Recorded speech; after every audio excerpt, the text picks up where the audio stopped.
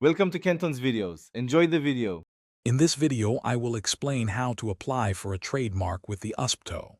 First, begin by conducting a comprehensive search to ensure your desired mark is available. Utilize the USPTO Trademark Electronic Search System, known as TESS, for federal registrations. It is also wise to check state trademark databases and common law uses to avoid potential conflicts. This crucial initial step helps prevent costly rejections and ensures your brand's distinctiveness. Next, prepare your application carefully.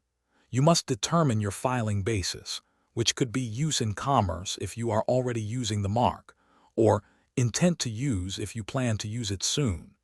Clearly identify the specific goods or services your trademark will cover, using the USPTO Acceptable Identification Manual. Also, provide a clear drawing of your mark and, if applicable, a specimen showing its actual use in commerce. Now it's time to file your application using the USPTO Trademark Electronic Application System, or TEAS. You can choose between TEAS Plus or TEAS Standard. TEAS Plus has a lower filing fee, often $250 per class, but requires more upfront information. TEAS Standard, at $350 per class, offers more flexibility. Ensure all sections are complete and accurate before submitting your application and paying the fees. After filing, closely monitor your application status through the USPTO website.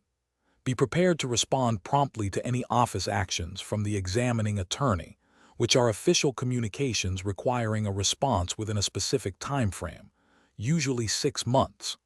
Once registered, remember to file required maintenance documents, such as the Section 8 Declaration of Use, between the 5th and 6th year, and again between the 9th and 10th year, to keep your trademark active. Thanks for watching. Consider subscribing if we helped you.